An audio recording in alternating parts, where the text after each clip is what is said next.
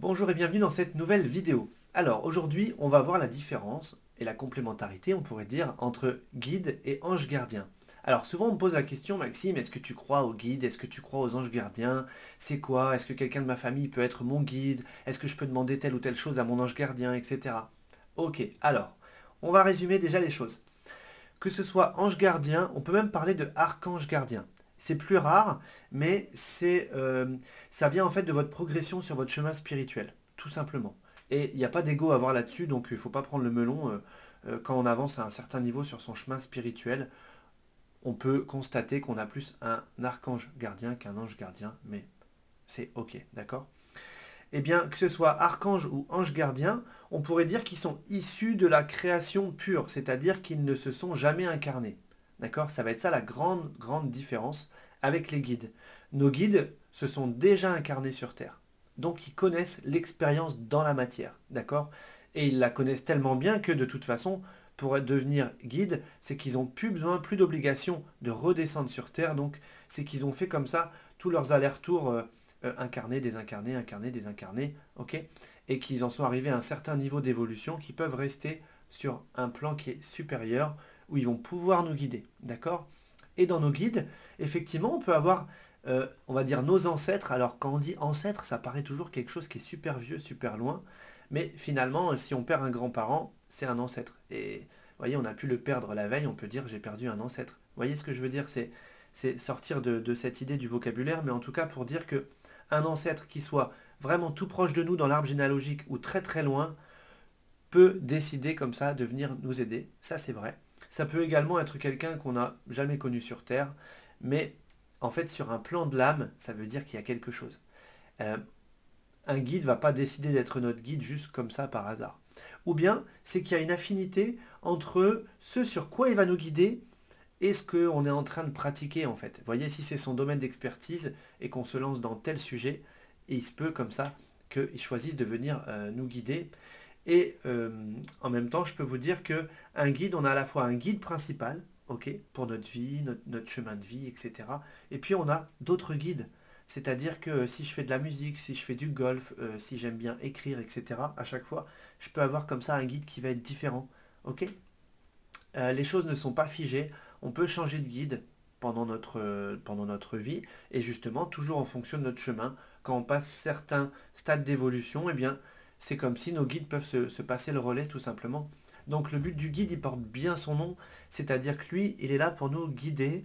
Rappelez-vous, on a déjà parlé du GPS intérieur, et en fait, on s'incarne avec des buts. Vous voyez, on a comme ça une idée de ce qu'on veut réaliser, de ce qu'on veut venir travailler, apprendre comme ça sur Terre pendant cette incarnation. Et notre guide va nous inspirer comme ça pour nous guider toujours sur le chemin qu'on a choisi, sans jamais rien nous imposer, puisqu'encore une fois, je le répète, on a notre libre arbitre et on fait bien ce qu'on veut. Et le guide, il peut toujours nous dire va à droite, va à droite, va à droite, et nous, si on veut aller à gauche, on va à gauche. Mais on aura des signaux qui vont s'allumer, hein. C'est là où le corps peut parler, on peut avoir des signes extérieurs. Parfois le guide peut nous parler aussi, vraiment, c'est plus rare, mais on peut entendre comme ça parfois des choses de manière directe, soit en auditif externe, ce qu'on appelle la clairaudience externe, soit en clairaudience interne, un peu comme si c'était notre voix, mais c'est pas vraiment notre voix. Donc on peut avoir tous ces signaux. Donc le guide, en tout cas, lui, il est là pour notre chemin de vie, il nous guide.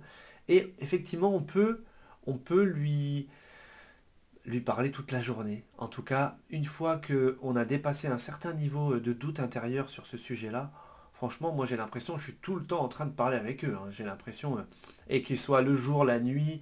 Au tout début, je me disais, oui, mais t'as déjà demandé quelque chose une fois aujourd'hui, va pas le déranger une deuxième fois. Ça, c'est très incarné, c'est très humain comme vision, parce que de l'autre côté, il n'y a pas le jour, il n'y a pas la nuit, ils n'ont pas besoin de dormir, le temps ne compte pas. C'est que de l'amour, c'est vraiment quelque chose qui est pur. Et en plus, si vous voulez, notre guide, il est tellement content qu'on le considère déjà et qu'on s'adresse à lui, parce qu'il y a quand même énormément de personnes, en fait, ils passent toute une vie à même pas conscientiser qu'ils avaient eu un guide, vous voyez ce que je veux dire? Donc pour le guide, bah, c'est plutôt un honneur finalement d'être reconnu en tant que tel. Et s'il veut être notre guide, bah, c'est pour être un peu comme notre partenaire, notre collaborateur, notre meilleur ami. Enfin, vous voyez, c'est notre binôme finalement avec qui comme ça on peut échanger. Donc ça, c'est pour la partie guide. Et pour la partie ange gardien, archange gardien, c'est vraiment que on a un chemin où il y a certaines choses qui sont posées dessus. Et si jamais un événement devait arriver de manière imprévue, mais vraiment que c'est pas sur le plan, mais on ne sait pas pourquoi, hein, parce que la vie c'est tellement complexe, il y a tellement d'acteurs finalement, eh bien notre ange gardien, archange gardien, lui, il assure plutôt notre protection. Donc soit il va assurer notre protection parce qu'il y a un danger immédiat, donc il va se passer quelque chose, soit il peut agir, c'est déjà arrivé hein, que quelqu'un ait senti que pendant l'accident il a été porté et puis mis à côté, vous voyez. Euh, donc soit il peut agir, soit il peut nous faire avoir le bon réflexe sur la route, ou, enfin, vous voyez, il peut y avoir tellement mille et une situations qu'on ne peut pas commencer à les nommer, mais ou alors il peut aussi nous protéger, mais de certaines relations, de certains lieux, en nous dissuadant d'y aller, en nous faisant avoir la prise de conscience de dire je vais peut-être couper telle relation, je vais peut-être même pas aller rencontrer telle personne. Moi, ça m'est déjà arrivé de devoir me rendre chez un thérapeute et je sens qu'il y a un truc qui va pas en fait. J'ai prévu d'y aller et il y a un truc qui va pas. Et ça m'est déjà arrivé avec des gens entre guillemets, de renom, en tout cas où on m'en parlait. Et puis, quand je me suis branché après sur la situation, j'ai compris pourquoi on m'avait dissuadé d'y aller. Mais, vous voyez, pour moi, ça, c'est plus mon ange gardien qui a voulu me protéger. Donc, il y en a un qui va nous guider, notre guide, nos guides même, hein, puisqu'il n'y en a pas qu'un en fait. Et puis, ange gardien, archange gardien, c'est plutôt cette notion de protection. Imaginez, on est leur petit protégé finalement, et ils nous aiment tellement fort que je pense, hein, moi quand je me branche là-dessus, c'est un peu comme les parents avec leurs enfants, vous voyez, quand les enfants sont petits, voilà, on les protège, on veut que tout se passe bien pour eux, mais en même temps, ils nous laissent faire. Hein. Vraiment, parce que s'ils faisaient les choses à notre place, on n'apprendrait rien et c'est pas le but du tout de l'incarnation, quoi. Donc, ils savent tout ce qui est bon pour nous, ils ont parfois des informations en avance, on pourrait dire ça comme ça, mais si c'est pas juste qu'on en ait la connaissance, ils vont nous laisser faire. Et pour eux, il n'y a pas d'erreur en fait, c'est que de l'apprentissage. C'est pas grave si ça devait se faire maintenant et qu'on ne le fait pas. On a une autre chance et on le refait, et on le refait, d'accord. Même si parfois on a des rendez-vous quand même hein, sur notre chemin de vie, mais il y a une forme de tolérance. Et c'est encore une fois cet amour inconditionnel. Voilà. Donc j'espère que cette vidéo vous a éclairé sur le sujet. Si vous avez des questions, allez-y, posez-les en commentaire. J'y réponds avec plaisir et je vous dis déjà à très vite.